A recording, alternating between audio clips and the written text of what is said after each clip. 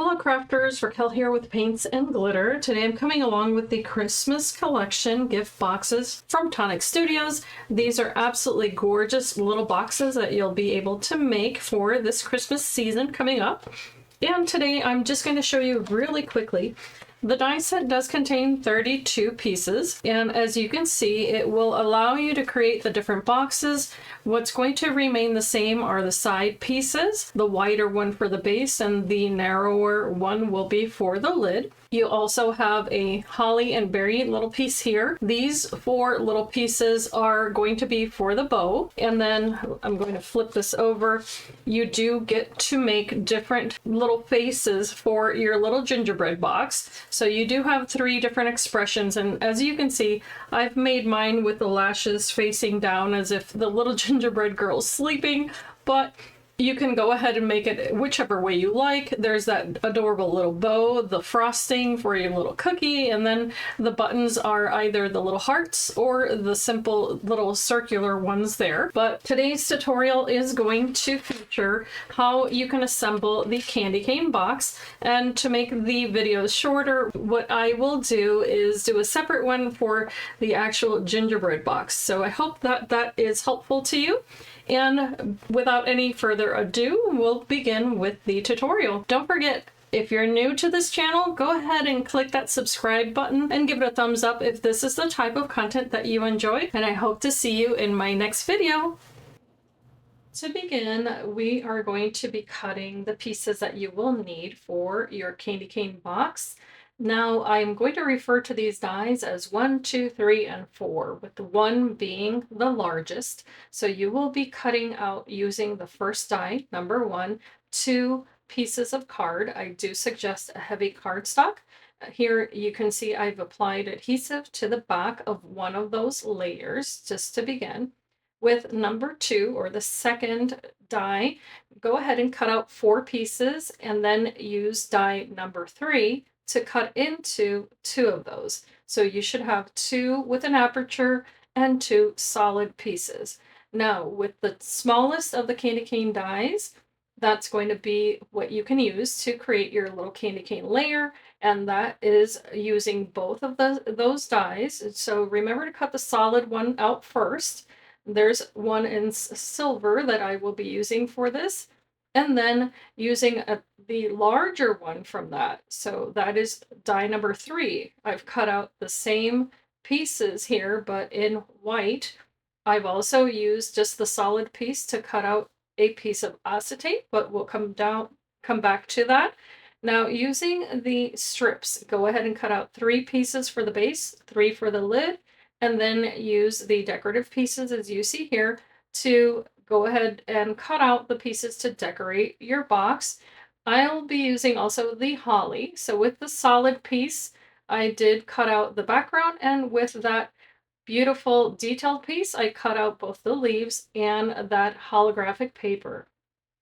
Now to create the sides of this box, using the 3 widest panels that you would have cut out, or the 3 widest strips, I should say. All I've done is just to push down on that little fold line, just to share with you that that's exactly the limit or the edge onto which you want to adhere your next strip. But please be sure to shape these papers using a bone folder or a paper creaser, and then attach all 3 of these strips using the tabs included. And because we want to make several of these boxes, I'm just going to give you a tip. Go ahead and do this again for your lid using the thinner strips, and being sure to only adhere them up onto that little score line that you have. And also make sure to use your paper creaser to apply pressure to the layers. This is going to be really important depending on the paper that you're using, because you want that paper to be more flexible before you adhere it onto those strips. And now you can go ahead and push down on the little tabs on these strips. The other thing that you want to do is that depending on the paper you're using, you want to make sure that all of those little tabs are kind of just prepared for folding. So here's the largest piece, and or I'm sorry, the second largest. So this is die number 2. I've applied adhesive with the double tack or double-sided adhesive from Tonic Studios. And what's really important is that you take that smooth side of that long strip that you created, and that's what you're going to wedge right in that little edge there where the candy cane starts to create the bottom or the bottom end of the candy cane. That's going to be super important for how you assemble this little box. And as you can tell, the reason I went with this double-sided adhesive is because you're going to have to really manipulate this paper. Now, for this particular box, this one I use 300 GSM not only for the base, but also for that long strip to create the walls of this little box. What I'm going to recommend is that you use 80-gram or 80-pound, sorry, paper for the actual sides of the box. It'll make the construction a whole lot easier. And that's what you would have seen in the final results of the other boxes that I shared with you. But the other step here that I would recommend is that just take it easy as you're applying this, and then make sure that once you have that side and all of those little pieces adhered to the back of your paper, that then you apply a good amount of pressure using your bone folder or your paper creaser. Now, as you can tell, the one thing that I made sure to do was to kind of walk this through gingerly and not apply too much pressure to that paper, because you do not want this to buckle or to accidentally rip.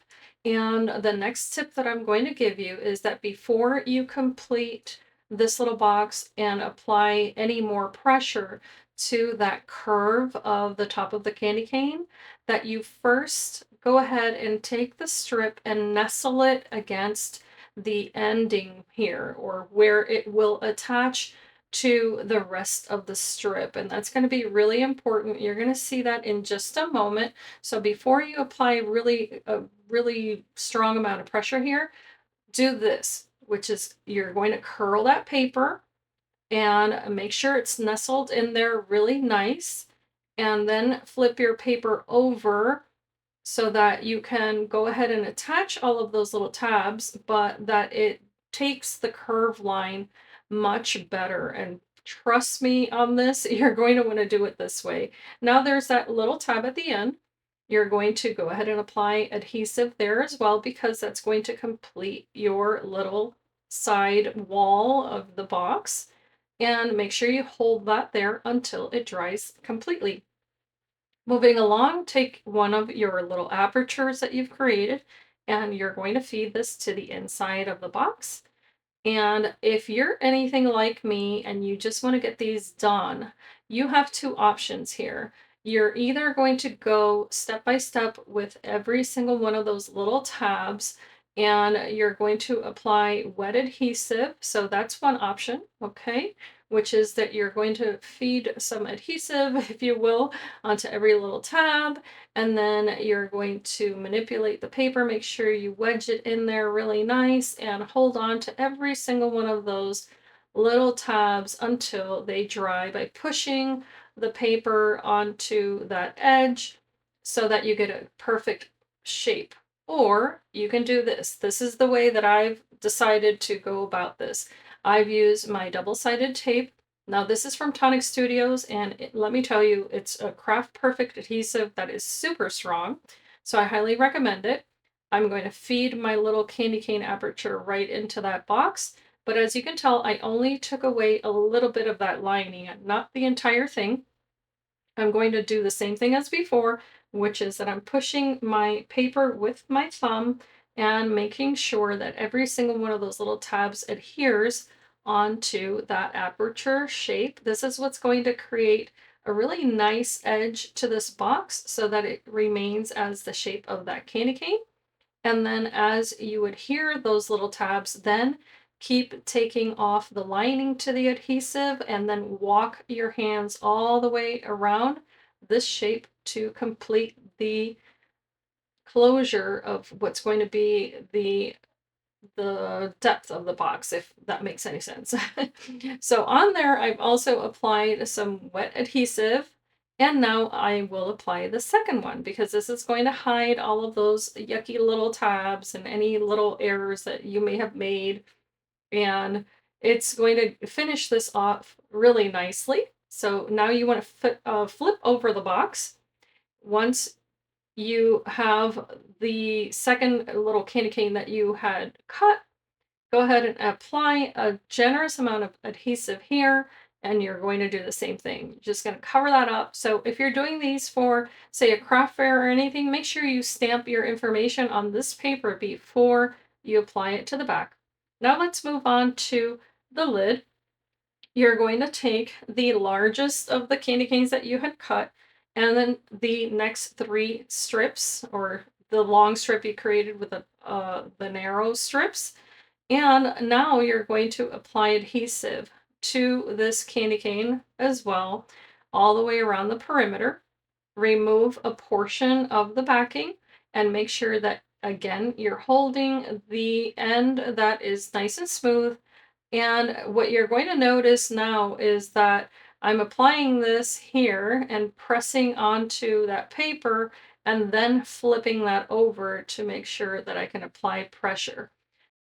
That strip of card all the way around the base of that candy cane, and then step by step remove the lining of that adhesive as you shape this all the way around. And then do the same thing as you had done for the base of this box, which is to curl that paper all the way around to what's going to be the ending. And make sure that that little tab is facing the inside. So you're going to have to manipulate this quite a bit to get that in there. Now, of course, here I had used 300 GSM card, which is why the paper has that tendency to pull away.